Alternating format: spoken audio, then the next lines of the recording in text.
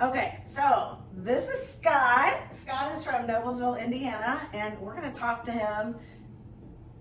It's going to be mind-blowing, and I hope you're inspired. If you are not dealing with addiction, but your kid is, your husband, your wife, your sister, whoever, I hope that this helps at least one person. So I have Scott here with us, and I want him to share what he's been through, because he's probably been through a lot of what some of you have already been through or going through now. But I want you to know where he's at now, and just know that it's totally possible. Did you grow up in Noblesville your whole life? Yes, I did. You went to Noblesville, like elementary, junior high, high school? Yeah. Two parents? Two parents. I grew up with a pretty good household, actually a really good household. My parents did everything they could for me. I got into addiction when I was young, very young, and then I actually started getting into heroin when I was 16 years old.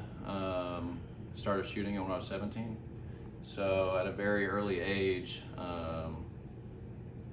I was already into bad habits. I didn't graduate high school. I went to Fairbanks for my first time when I was 18. I'd already been on Suboxone at the age of 18 before I even went there. I didn't graduate high school. And then from that point on, like you said, the only thing that comes from it is jails, institutions, and death, and I've done all of those. You know, I was fortunate enough to be brought back to life, overdosed over 20 times. And Narcan was saved my administered. Life. Yeah, absolutely. And so I've done it all. Unfortunately, I've been homeless, lived in a tent. You know, I've been to Wheeler Mission, and then I've also been to prison 3 times. So I've been inside inpatient rehabs for over 15 times. So I've been in and out of jails, institutions, rehabs, halfway houses, hospitals, more times than I can count. So. Ooh. How old are you today? Today I'm 34. For how long have you been clean? So I've been clean since April 4th, 2022. So 2.5 years? Thank you. Very good. Thank you.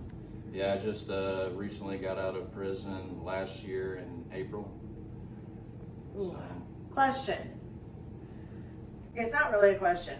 I'm just going to state what I know, but a lot of people don't understand this. But when you're clean, like, okay, day one, I'm detoxing, I'm gonna get rid of all my drugs. So 6 months later, you're not cured. You're not cured, right? No. So break your arm, you go to the hospital, surgery, cast, it heals up. Eventually, all better. Doesn't bother you anymore, doesn't affect you. But this is forever. And there are triggers to have to manage. What do you do to manage that? Every day I have to take care of my disease, you know, so I have to, every day I have to plan for that day, but I also plan for it that night for what I'm going to do next day. You know, I make sure I surround myself with the right people, places, things. You know, I've rebuilt everything that's in my life, from who it is I talk to, who it is I hang out with, people I spend my time with. You know, they say you're average of your 5 closest friends. Mm-hmm. So that's why I make sure I surround myself with people who have what I want in life. Okay, I want to go back a little bit. So another misconception is that people just wake up one day or they go to a party one night and they're like, oh, that's heroin, I'm going to try heroin. It does not work that way, and it's a development, and it's a progress. So it's an opiate, and if you aren't aware, opiates are prescribed to people thousands of times a day. It's ridiculous, and down as low as age 12. So how did you have a painkiller? Did somebody in your house have painkillers? How did that happen? So it progressed. Obviously, the first thing I ever did was drink. You know, I drank, and then I tried Vicodin, and then that led to Oxycontins, and then that led to heroin. So Oxycontin was too expensive and getting harder to find. Yeah. And if I went to the gas station at 116th and 37 and hung out along the parking lot, I could probably find somebody to get me what I wanted. You can get anything you want anywhere you go if you're looking for it. Be aware of that, and that's how it's so easy because it's not hard. It's not like you have to wait a month or two to find the next time you can use whatever it is you're addicted to. So once you got clean, come home, what was in your head? How did you know? Did you know I'm clean now for good? When I got home, you know, my focus was my recovery and what I was gonna do. So I had to be selfish, you know. So I had to do. I'm always trying to make everybody else happy. You know, that was my thing. I always wanted to try to please everybody else. I'll go to rehab, you know, to make this person happy. I wasn't going for myself. You know, I was never doing anything selfishly for me to stay clean. But this time coming home, you know, it's a realization that I don't know how many more times I will have. You know, if I go out and use, is this going to be my last time? You know, I didn't care when I was younger, and at this point, when I'm getting older, I love life. Anything I do throughout the day makes me happy. You know, so I found that happiness within me, and that's all I've been looking for, and that's what I continue to look for. Do you think that you were missing something spiritually during that time? Are you spiritual at all? Yes, I do believe in God. When I did get out, I did start going to the church. Yes, I actually started going to I-Town Church. And so that's an awesome church to go to. And so I did a lot of praying, really. Yeah, so I did a lot of praying, and I think that that's definitely helped as well, definitely. I will say, I-Town Church is so non-judgmental, and I'm not trying to promote any institution right now, but when I saw how I-Town welcomed the ladies from Lifehouse and all these other sober living and individual that walked in the door, and that's what people with addiction need. That's what the families of addicted individuals need. They need people around them that aren't going to judge and know that you're worth everything.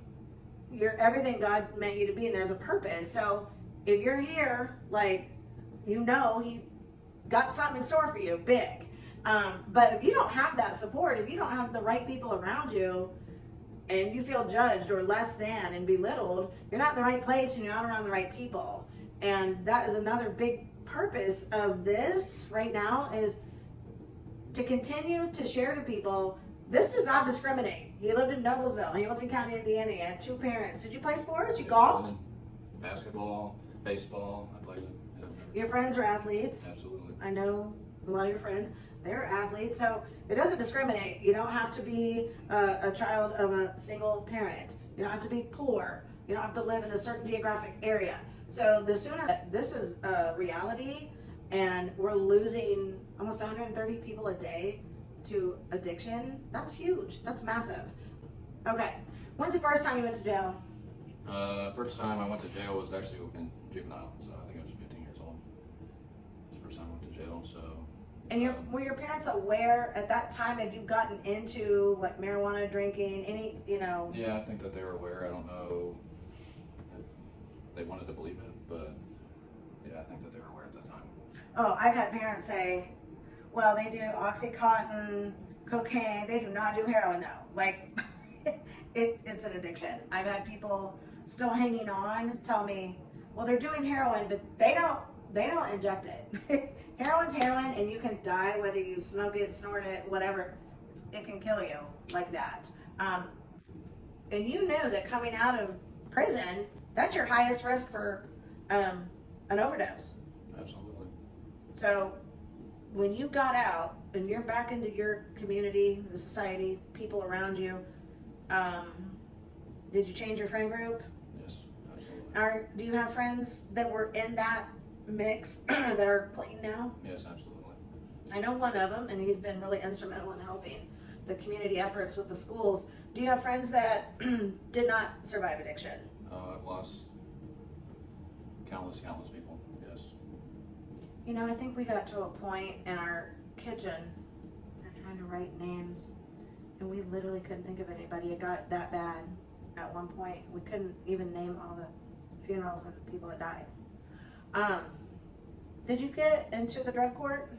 Yeah, I was in drug court in Hamilton County before, and I didn't graduate, so I was actually in there when I first started up.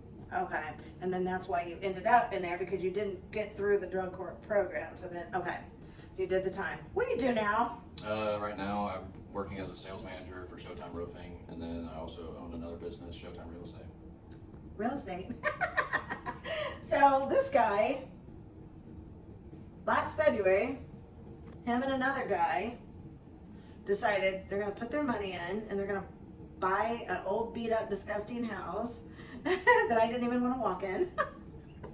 It was just too cold, that's all it was. And paid cash for it because he's a hard worker. He's working so hard and busting his butt. He's making so much money. I'm like, help me. So he buys his house. They fix it up with cash. It's so beautiful. And I'm going to show you how gorgeous this house is. It's in Fountain Square. And what are you going to do with this house now? We're going to turn it into an Airbnb. We're about to furnish it. Once we get it furnished, then get it as an Airbnb, and then start hunting for another one to work on. That's so impressive. And you've been out since April of 23? Yeah, April of last year. I started work in May of last year, and since then I was grateful. Got an opportunity. One of my best friends offered me when I got out. Very grateful of him for giving me that opportunity because I didn't have a pot to piss in when I got out. So, did your parents allow you to stay with them? So I actually got out. I was in work release. So when I Okay. got out, I was in work release for about 6 months, and then went from there. Was able to modify the house arrest. So Nice. so. So 6 months in work release? Mhm. So you haven't even been out of work release for 12 full months? No. So in less than a year, plus some months working while in work release, he has saved so much money. They acquired a house. Just because it was yucky and distressed and falling apart does not mean it was cheap. And paid cash with his partner to finish this house, totally redo it. They took it down to the studs, new roof, new drywall, it's stunning, you see. And then now they're gonna furnish it. They're gonna make money off the Airbnb through their LLC they created while they're making money with the roofing company. And you could very easily take the equity out of that investment property now and go invest into another property. So they're just building and building on top. So not only are they building a real estate portfolio, they're building wealth. You're gonna have retirement one day. So do you plan to what's your plan with Showtime Real Estate? You wanna buy more properties, buy and hold them for rentals, or fix them up and sell them, make money, go do another one, or all? All the above. All the above. Yeah. So I love that personally because I feel like coming full circle, a lot of these areas, we're sitting in one right now. We're sitting in my Airbnb downtown. My husband and I own Downtown Getaway. And this area, when I was in high school, we would come down here. We did not want to drive down these streets. I was not trying to get shot. Houses were known to be boarded up. They were crack houses. People were staying in them, whatever. So to see these neighborhoods turn to crap, and we were a sleepy, beat up town called Naptown. Now it's so alive and vibrant, and to be a part of seeing these old areas full of drugs and crime getting revitalized and becoming beautiful houses, and you're providing opportunity for people to buy a house. So taking these old homes that were built great back in the day, by the way, and restore them and rebuild these communities, you're rebuilding the community. You're a part of that. You're a part of that now, and giving opportunity for people to be able to afford a house, a very nice house for $200,000 or less. Like, that's a dream. So this is like a full circle story, and you're doing really cool things, not just for yourself. You are building your future and your bank account, your financial security in the future, but you're really providing so much opportunity for other people to be able to own a home. And they could have been in your same situation, or, I've been divorced and had kids, was on my own. I lived in Hamilton County. There's no way I could buy a house in Hamilton County by myself at that time, So you're giving back. Like, you may not think you are, but you are. Does it help you to help others? Yeah, that's what I was going to say.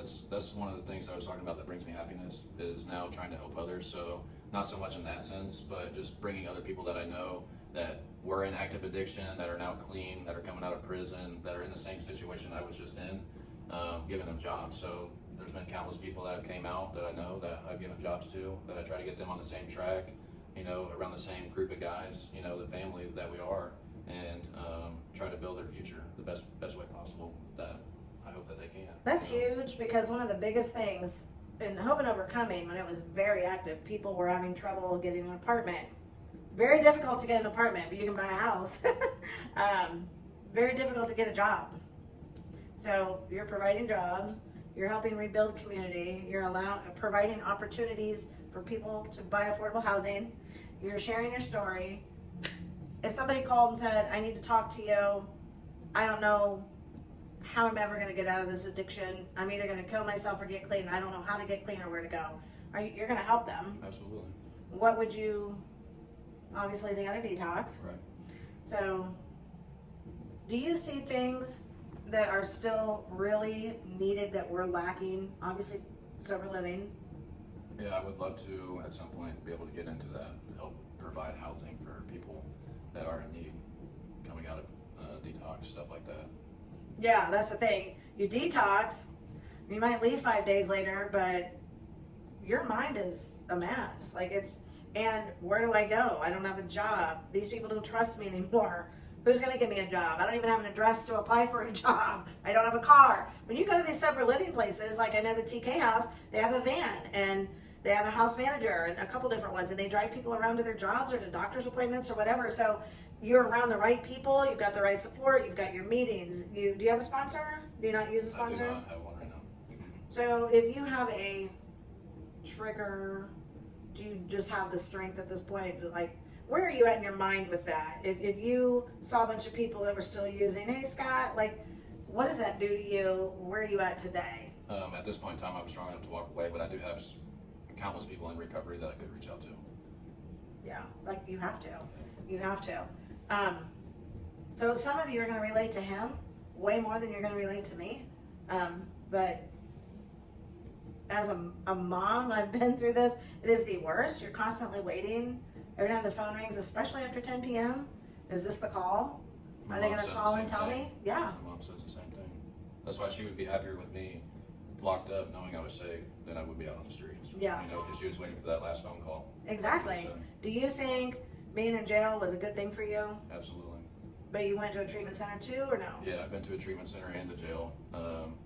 But I think long term, just for the amount of time that I was in there, I think is what it helped me. You know, like short term, whenever I go to a treatment center, you know, it was always short term. It was never long enough. It wasn't a long enough period of time for my brain to rewire. You know, so. Well, yeah, and there's where we have gaps in the system. It's like, how many detox places are there? And I mean, you've got your places like Fairbanks and, you know, Valla Vista, you can go in, but then you have Harbor Lights. Been there 5 times at least. Yeah. But a place just for detox, I think we lack that. We still lack treatment centers. There are more centers, recovery places for men than there are women. The number of women in addiction, literally, I don't even remember the number at this point, but it grew so much, it was just as many women addicted as there were men. So the need for women sober living became really a desperate situation. And there have been a lot of ladies in our nearby communities that have been able to do that. So if you open another one, and I know there's plenty of other people out there that want to be a part of that, it can happen. So right now, got a girlfriend. You guys are making plans, I'm sure, for your future. Absolutely. Looking for a house for yourself or just everybody else? Yeah, I know. For myself too. Yeah. So in a year and a half, he's gotten out of prison, went through work release, got a job a month after prison, May. A couple weeks was when I think I started after I got out of prison. Yeah. So it was like, hey, Just finished his first house, looking for another one, about to open an Airbnb. How many houses do you want to get in 25? what, 2025? Like flip or? Say at least 5. Try to get 5. And you're gonna have time to do roofs? Yeah. That's why I'm the sales manager now. They pay me the big bucks. No, I'm just kidding. So you can cut that out. Right. Yeah, yeah. I'm just kidding. I I think this is so cool. I mean, I've been blown away this year. I think I've had 5 people that I personally have been involved with and know that have been in and out of addiction and jail that are literally doing the same thing he's doing right now. And that just shows if you focus, set your goals, not too many. You can't do too many at once because your brain will, you feel chaotic, and then you're more likely to not achieve that one goal because you're so flustered thinking about all of this. So it's like, I got my job, I've saved money, I bought a house, I've rehabbed it, now I'm going to turn it into Airbnb and buy another house. And he has a goal of 5 more. So, I mean, I feel like the sky is maybe not tall enough for what you're trying to do. Is the sky not the limit, really? There is no sky. Limit. There's no ceiling to what you can do. This is what recovery does. This is where it gets you. This is what you can achieve. You don't have to buy houses. You don't need $1 million to find recovery and to find happiness. You just need to find the right people. What are you missing? Get around the right people. If you're still hanging out with the people you were getting high with in high school, it might be a good idea to change your circle. That could help. People that don't judge you, believe in you, only want to encourage you. If they're not doing that, cut them off. Who cares? Have you had to cut people off? Absolutely. Yeah, like I was telling you too, as long as I come out every day and put half the effort in today that I was putting in towards my addiction every day, there's no limit. I'll be extremely successful at anything that I do, and I just want to be able to give back to other addicts and try to help other people that are looking for an opportunity. Don't be scared to come out and change and be uncomfortable. Once you get uncomfortable, take an opportunity on yourself is when you'll succeed in life. So You gotta get comfortable being uncomfortable. yeah. Absolutely.